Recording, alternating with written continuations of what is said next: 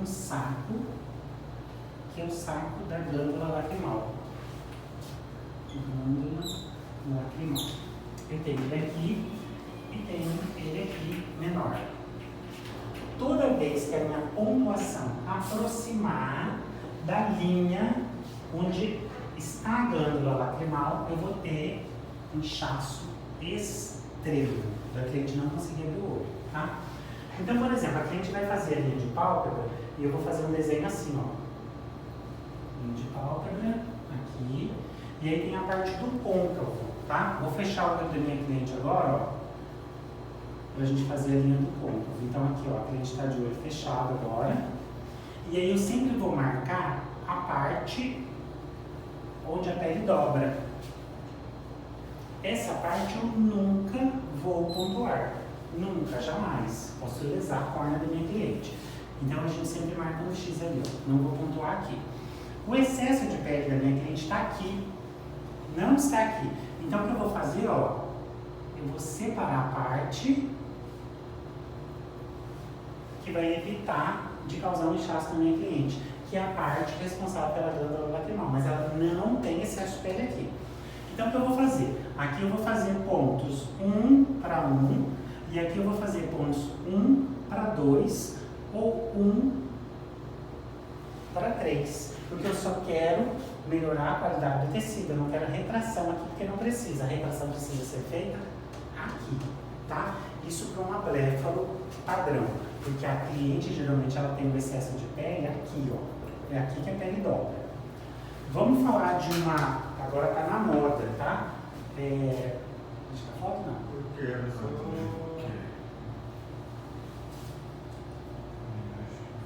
Esse desenho horroroso.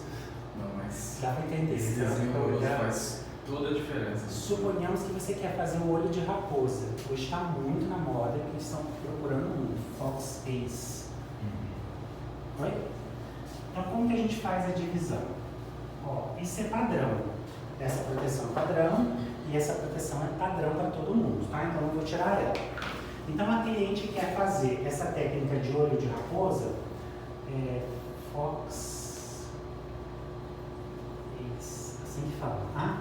Ou olho de raposa, que você dá uma inclinação só na cauda da sobrancelha, que é aquela abertura, aquela projeção. Então, como que a gente vai fazer isso? Eu vou projetar a pálpebra em partes diferentes. Ó. Esse é o ponto de projeção, ó, para levantar. Então, aqui eu preciso ter direcionamento, porque essa parte da pálpebra é que eu quero levantar a cauda da sobrancelha. Então, os meus pontos vão começar de cima e vão vir descendo até chegar aqui. Aqui eu não tenho tecido, flacidez, então aqui vai ser 1 para 1. E aqui, 1 para 2. Aqui é 1 para 1 também, mas os pontos seguem direcionando todo o tecido. Então você precisa colocar a cliente sentada e avaliar se a cauda das sobrancelhas tem que levantar na mesma proporção. Às vezes a cliente já tem uma cauda levemente inclinada, então é onde você vai fazer menos pontos. Você vai espaçar mais, porque senão você acaba elevando uma e não dando a simetria que ela quer, tá? Coloca a cliente sentada, faz o projeto, mostra pra ela, segura com o dedo assim, ó, faz, ó, que a gente vai conseguir isso aqui, ó. É sutil, mas com o protocolo correto você consegue fazer isso. A mesma coisa a parte de baixo, tá? Suponhamos que a gente vai trabalhar aqui, a gente fala a parte inferior. Lembrando sempre que se eu aproximei da glândula lacrimal, tem inchaço. Então, geralmente as linhas de expressão estão aqui, ó, as dobrinhas de pele, certo? Só que o que acontece? É o que aconteceu com o José Pedro. Ele fez só uma parte. Geralmente a gente tem essa parte aqui onde vai apresentar uma flacidez, ó. E eu preciso trabalhar com duas técnicas. Aqui dentro eu vou trabalhar com 5 pontos, porque eu quero retrair a pele. E essa parte aqui, eu preciso dar direcionamento. Ó, eu preciso fazer isso aqui. Então aqui eu vou criar os pontos de fora para dentro, ó.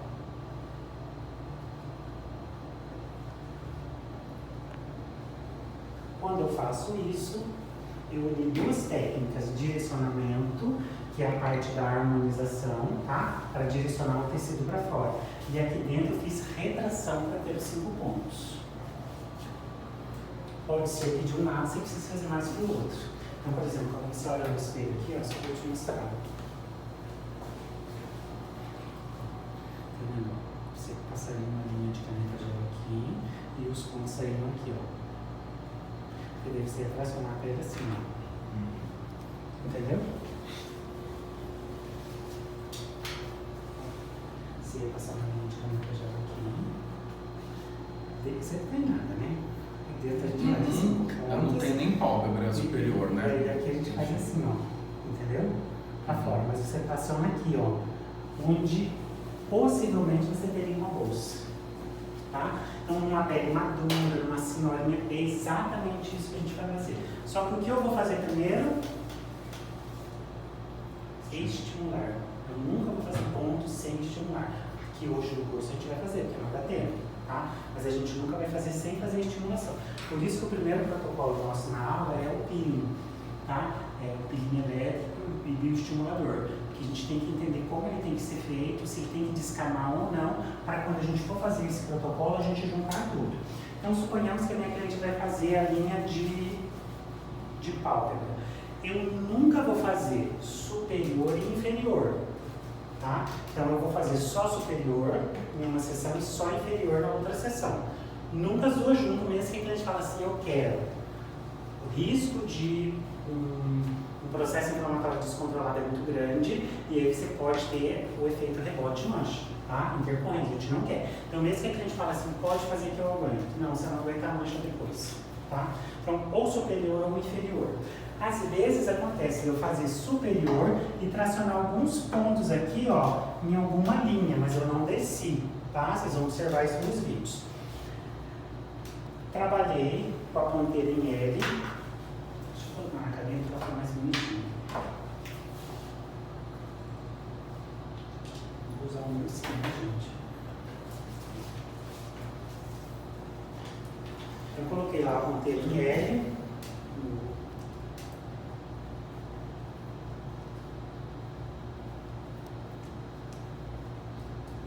No meu aparelho. E aí eu vim e vou trabalhar. Nunca com a ponta direcionada para o olho da minha cliente, sempre o contrário. Então eu posso usar o cotovelo fazendo estimulação assim, ó.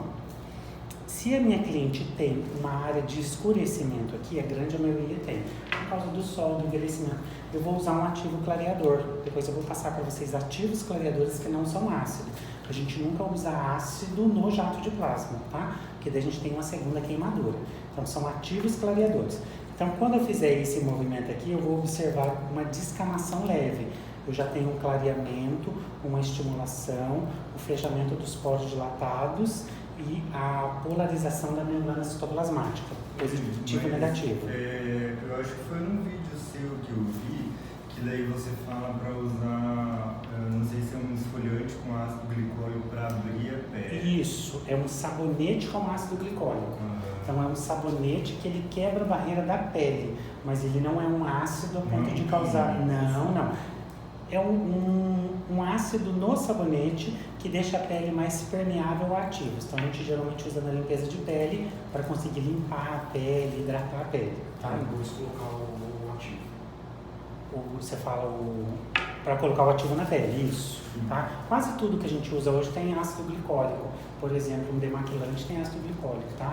Um Neutrogena da vida tem ácido glicólico, ele está em tudo. É muito suave. Então aquilo dali eu vou explicar depois, é só para quebrar a barreira. Limpei a pele com clorexidina, passei no ativo clareador e eu venho estimulando aqui, ó. Estimulei esse lado, vou estimular o outro, a mesma coisa. Eu vou fazer pontuação nessa parte, que é a parte que eu tenho que escolher. Eu vou limpar com soro fisiológico ou água filtrada, vou passar o anestésico e ocluir com plástico filme. Quando o anestésico, o anestésico vai para outra parte, ocluir com plástico filme. O que eu faço quando eu estou esperando? Opa, vou começar a estimular outras partes, tá? Então, enquanto o anestésico está agindo aqui, eu estimulo a testa, eu estimulo essa região. Então, o meu movimento... Mas que eu não vou fazer... Isso, porque você quer vender para a cliente quer ver uma melhora no rosto como um todo. Tá? Então, por exemplo, só esse movimento aqui, em uma sessão, com uma sessão você fecha o calibre dos poros. Geralmente poro dilatado no nariz, aí você vai fazendo no nariz, tá? Aí você vai usando o cotovelo dela, esticando a pele e fiz o rosto inteiro. Enquanto o anestésico está trabalhando, você está Isso mesmo. Aí venho com o ativo que eu quiser aqui, ácido hialurônico, vitamina C, tá? Ou mesmo o ativo clareador. Tirei daqui o plástico filme, dependendo do anestésico eu vou remover, dependendo do anestésico não. Aí eu vou trocar a ponteira e começar a fazer a pontuação. Então, embora a área que eu fui trabalhar, escolhida para pontuação foi essa, a gente sempre trabalha todo o rosto. Porque se na semana que vem ela for trabalhar essa parte da marionete, você uma semana antes já fez estimulação, tá? Só uma dúvida, passei um anestésico, nesse momento eu vou ter marcado, eu preciso remover essa marcação da caneta para depois fazer os pontos? Não. Então, na realidade assim, eu só faço a marcação com caneta gel quando eu estou fazendo vídeo. Quando eu vou fazer um atendimento ali e eu não vou filmar o atendimento, eu faço a marcação com a caneta. Eu faço a marcação com a própria figuração. Eu venho figurando assim, ó, primeiro fazendo um contorno. Então eu sei que o meu limite é aquele, tá? Então, por exemplo, no seu caso, que vai passar a caneta gel, você passa a caneta gel e aí você faz o ponto ao lado da caneta gel. E aí depois que você terminar toda a pontuação, você vem e limpa delicadamente para tirar a caneta gel. Tá? Não tem perigo de dar nenhuma reação alérgica, nada disso, tá bom? Eu geralmente, quando você coloca o anestésico em cima do gel, o gel borra.